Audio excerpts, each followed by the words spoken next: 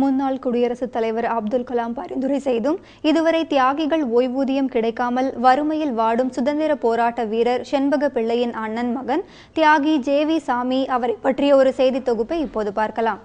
சுதந்திரத்துக்காக பாடுபட்ட முதல் வெளிநாட்டில் போயிட்டு முதல் இராணுவத்தை ஐஎன்வி நேதாஜிக்கு முன்னாடி ஐஎன்வின்ற ஒரு இராணுவத்தை அமைச்ச வீரன் செண்பகராமன் பிள்ளை சுத்த தமிழன்.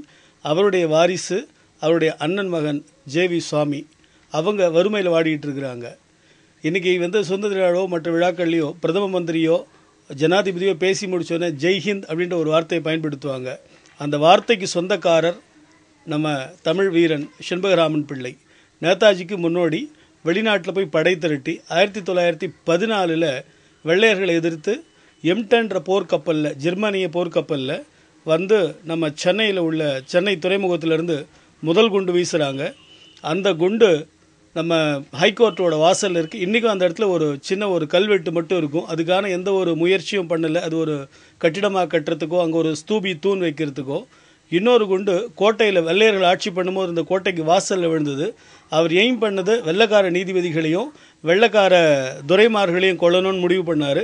ஆனால் அந்த ரெண்டு விஷயமே தோல்வி அடைஞ்சது. ஆனால் முதல் முயற்சி முதல்ல ஒரு வெளிநாட்டிலேருந்து நம்ம தமிழ் வீரன் இந்திய சுதந்திர போராட்டத்தில் பங்கு கொண்டு முதல் குண்டு வீசி கொலை பண்ண முயற்சி பண்ண ஒரு மாவீரன் செண்பகராமன் பிள்ளை.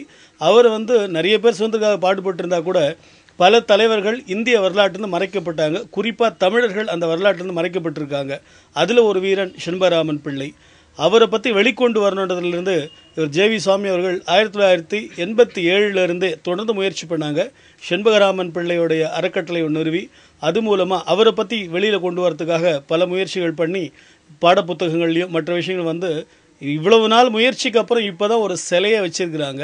செண்பகராமன் பிள்ளை பற்றி ரொம்ப தெளிவாக சொல்லணும்னா, செண்பகராமன் பிள்ளை உலகத்தை ஆட்டி படைத்த ஜெர்மானிய சர்வாதிகாரி ஹிட்லர்.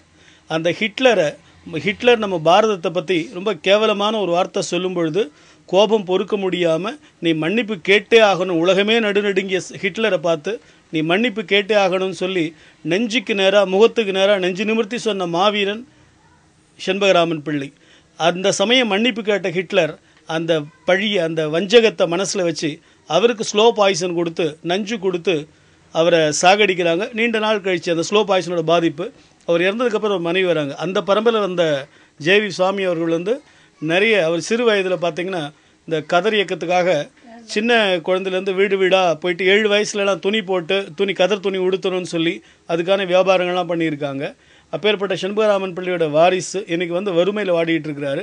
வறுமை கோட்டு கீழே தான் இருக்கிறேன். எந்த உதவியும் இல்லை யாரும். அரசு இந்த படங்களை அப்துல் கலாம் என்னை பரிந்துரை பண்ணியும் கூட அதுக்குமே இந்தியாவிலே பெரிய பதவியில் உள்ளவர். அவர் சொன்னால் அது அவருடைய வாக்கில் எந்த இது வரக்கூடாது. அப்படி வந்தானா அவரை மட்டம் தட்டுற மாதிரியும் அவரை 2ஆம் தரம் இது பண்ணுற மாதிரி வந்துடும். அது நான் ஏற்றுக்கொள்ள மாட்டேன். அவர் பெரிய மனுஷன். அவர் பரிந்துரை பண்ணியிருக்காரு. தியாகிகள்னு எனக்கு ஏன் கொடுத்தாருன்னா, இப்போ இருப்பாங்கன்னா நான் வறுமை கோட்டு கீழே இருக்கிறேன், கஷ்டமாக இருக்குது. ஒரு நாள் வறுமையை போக்குறதுக்கு எனக்கு ஏதாவது பொருள் பண உதவி எதாவது தந்து உதவுனா நல்லா இருக்கும். இல்லைன்னா எனக்கு கேட்டு வாங்குறது கூட எனக்கு அசிங்கமாக தெரியுது.